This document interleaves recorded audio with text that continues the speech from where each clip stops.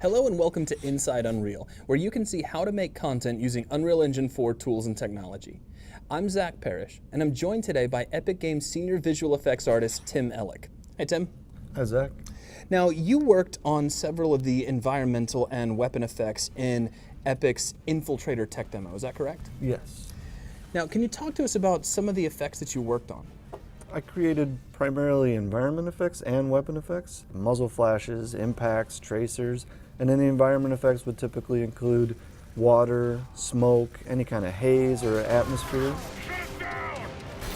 Now, we're going to be splitting this up into two separate parts. We're going to do one part with some of the effects you worked on, and then we'll save some for another video. So what are we going to take a look at here in this first video? This first video we're going to look at a muzzle flash. First I'm going to open the effect in Unreal Cascade. And here you can see there's quite a few components to this effect. And I really only want to pay attention to this one element here, which is this large conical shape coming out of the end of the muzzle. And I think this is one of the most important elements to this effect because it really helps show the power and size of the projectile that's probably coming out of the end of this weapon. Okay. And then another element that we have, which is new to Unreal Engine 4, is the ability to emit light into the world using our particle lights.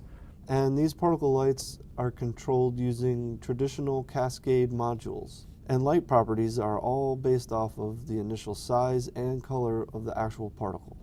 Very nice. Now, are there any other elements to this muzzle flare that really start to make it pop, that really kind of bring it to life? Sure. Another thing that I really think is important to this effect is the distortion that we're using in the world. This is using the refraction in our material, which is a new feature in Unreal Engine 4. We had distortion in Unreal 3, but in Unreal 4 we have refraction now.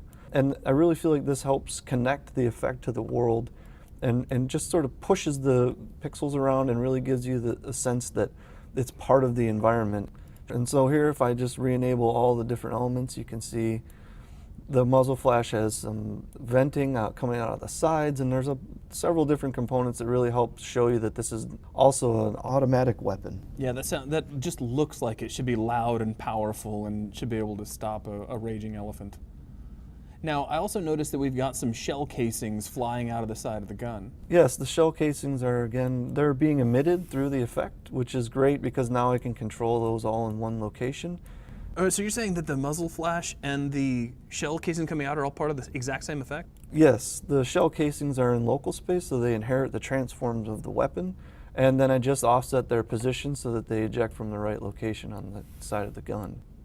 And if I fly up over here, you can see our giant robot here. And he's just pouring shells out into the environment. He burns through the ammo. Yeah, and using a CPU system, I can track the position of these shells and then emit smoke from each shell as it's falling through the world. I see this guy's also got tracer fire as well. Yes. Now, is that part of his muzzle flash effect, or is that separate? The tracer is bundled with the muzzle flash. It helps us show the direction without having to add another component and then track two items in Matinee. It can just fire off one effect.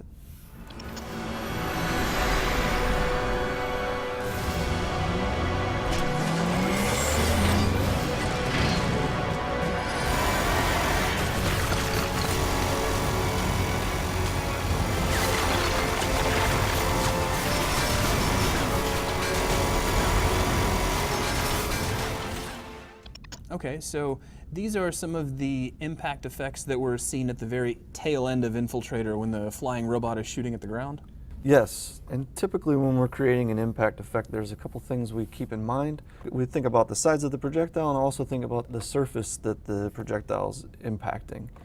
So here we have concrete, so the first thing I did was create some meshes that came from this concrete on the ground, and they have the same material, so they have the same visual qualities. And I'll emit that concrete with Cascade.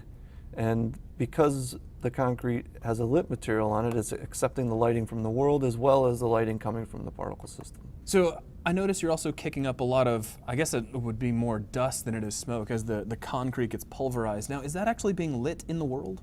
Yes, all the dust is being lit by the lights in the world. And so you can see here I added a purple light to the side of this effect so that you could get the effect of the lighting on the smoke, or the dust. You know, it's funny, you had to move the camera over before I noticed. It looks like there's also a lot of gravel being kicked up. Yeah, all these little tiny chunks are translucent particles using a translucent material. So they'll get illuminated and lit just like the meshes do, and they'll actually collide and bounce along the ground based on the surface normal and the depth buffer. So those are just little sprites. Those aren't really tiny meshes? Yes, they're just all small sprites along with the sparks, and they're all using our GPU particle system as well as the new depth buffer collision. In the Vista shots of Infiltrator, you'll notice there's a lot of traffic and robots moving around. In this case, I'm just emitting the robot mesh that the modelers created, and I'm attaching lens flares and particle lights to the robot so that as they move through the world, they're actually illuminating all the geometry. And you can see more of them back here in the background. We use those extensively in the Vista shots to just add an extra detail to the world. That is too cool. Well, thank you very much for your time, and thank you all for joining us, and we will see you all on the next Inside Unreal.